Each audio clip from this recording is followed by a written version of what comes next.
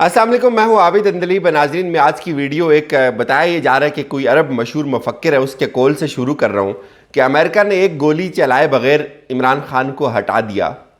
जबकि यूक्राइनी सदर ज़ेलेंस्की को रूस एक महीने से जदीद और महलिक तरीन हथियारों के इस्तेमाल के बाद भी नहीं हटा पाया।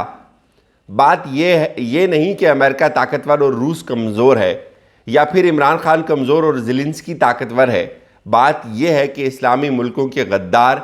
ज़्यादा मुखलिस हैं और पूरी ईमानदारी के साथ अमेरिका के लिए काम कर रहे हैं। नाज़रीन, ये एक बहुत थॉट प्रोवोकिंग सेंटेंस है। ये सेंटेंस नहीं है, बल्कि बहुत सारे मुसलमान मुल्कों की हकीकत है इसमें। लेकिन बहुत सारे इश्यूज़ आपके सामने रखने, कैसे मिफ्ता इस्माइल ने एक ठप्पा लगाया अपने ऊपर कि वाकई हम इम्पोर्टेड हैं, वाकई हम ग़ुलाम हैं, और दूसरी तरफ पिंडी के अंदर भी कुछ अहम फैसले लिए जा रहे हैं। वो अहम फैसले क्या है और उसका क्या असरात हो सकते हैं, इस पर भी बात करेंगे। और साथ साथ फिर आपको बताएंगे कि इस वक्त जो पाकिस्तान जहां खड़ा है, इसको यहां तक लाने के अंदर कितना ज़्यादा किरदार अदा किया इस इम्पोर्टेड हुकूमत ने, और अब आगे क्या होने वाला है। सबसे पहले बात यहीं से बल्कि शुरू कर लेते हैं कि मिफ्ता इस्माइल, आपको पता है, अमेरिका में गए। जैसे उनकी हुकूमत आई है, उन्होंने अपने नाम ECL के ऊपर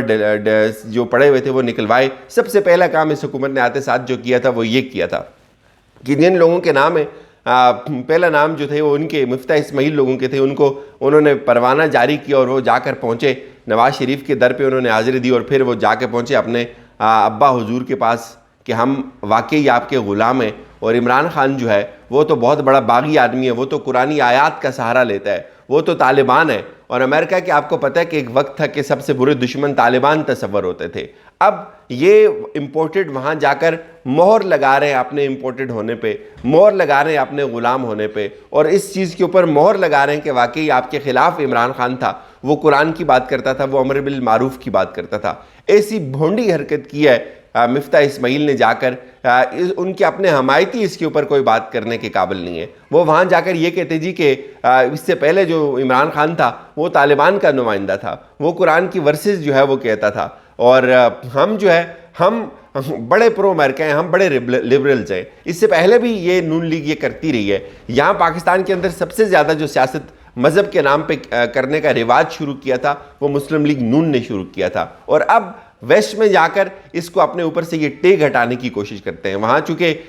उनको शिकायतें लगाते हैं इमरान खान की, और उनको कहते हैं कि हम आपके वफादार रहेंगे, इससे पहले जो इमरान खान ने आपके साथ किया हम उसके ऊपर भी आपसे सॉरी बोलते हैं, लेकिन इमरान खान अच्छा बच्चा नहीं है, हम बिल्कुल आपकी ताबेदारी करेंगे और बहुत अच्छे बच्चे बन कर रहेंगे। तो ये इनकी टोटल औकात है। मेरे ख्याल में कल की उस वायरल वीडियो के बाद भी अगर किसी को ये शक है कि ये इम्पोर्टेड नहीं है, और किसी को ये शक है कि इमरान खान जो है वो पाकिस्तान की खुद मुख्तारी की बात नहीं करता था, तो उसका कोई इलाज नहीं हो सकता। नाजरीन, इन्होंने एक बड़ी बारीक वारदात की है। बहुत सारे लोग, तकरीबन 100 लोग जिनके नाम ECL के ऊपर थे, वो नाम ECL के ऊपर इमरान खान ने नहीं डाले थे, वो नाम ECL के ऊपर बाज़ लोगों के ऐसे नाम भी थे जिनको हाई कोर्ट ने कहा था, और कुछ नाम ऐसे थे जिनको FIA ने कहा था। वो इदारों की सिफारिश के ऊपर इन्होंने नाम ECL पे डले हुए थे,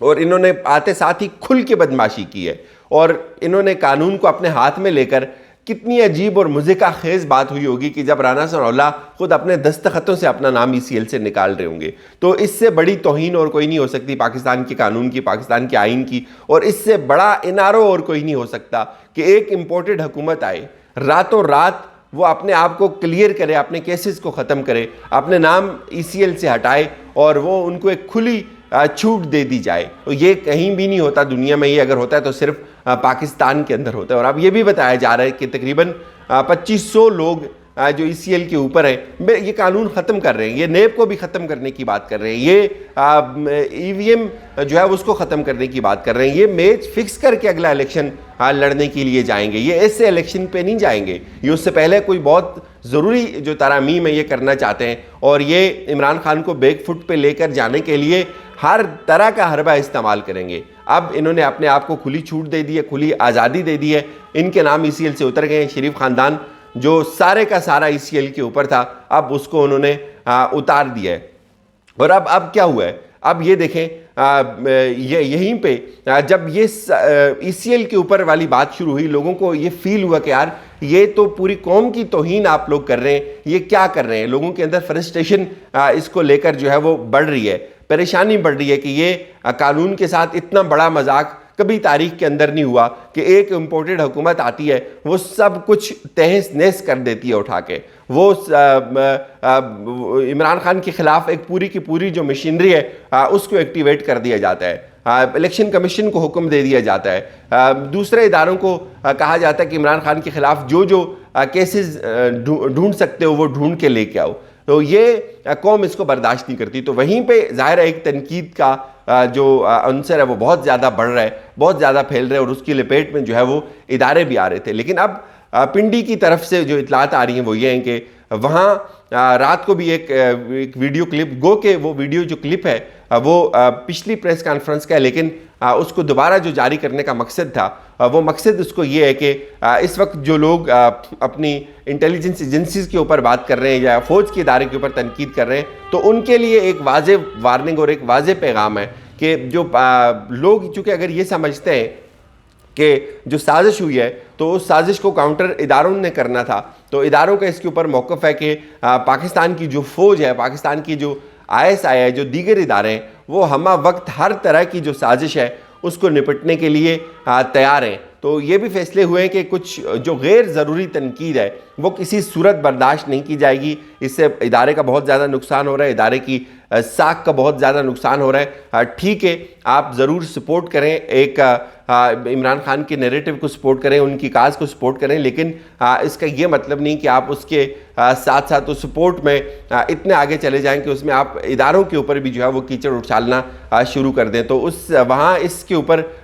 तशवीश भी पाई जाती है और बहुत सख्त किस्म का जो है वो रद्दअमल दिया जा रहा है इसके ऊपर। और कुछ लोग ये भी कह रहे हैं कि यहाँ तक बातें हो गई है कि अब जो भी अब रेड लाइन क्रॉस करेगा और बिला ज़रूरी और बिला जवाज़ जो तनकीद करेगा उसको काउंटर किया जाएगा।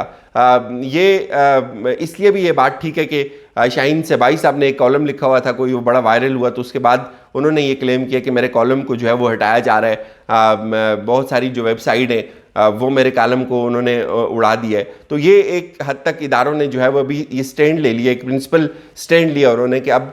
कोई भी गैर ज़रूरी तनकीद अगर करेगा और एक कन्फ्यूजन क्रिएट करने की कोशिश करेगा, चूँकि देखें इस वक्त इंफॉर्मेशन का एक बहुत बड़ा फ्लक्स है, एक तूफ़ान है इंफॉर्मेशन का इंटरनेट के ऊपर, हर तरह के अकाउंट्स बने और ट्विटर हैंडल पे तो जो ट्रेंड्स बनते हैं, और उसमें आपको फिर ये भी पता है कि बहुत सारे लोग जो पाकिस्तान दुश्मन होते हैं, जो जिनको इस सिविल मिलिट्री जो क्लेश है इससे फ़ायदा होना होता है, तो इसका सहारा बनते हैं। तो यूँ रात को जो वीडियो दोबारा रिलीज़ की गई जिसमें वाज़े तौर पर यह बताया गया कि पाकिस्तान की जो अफवाज हैं और पाकिस्तान की जो आवाम है उनके दरमियान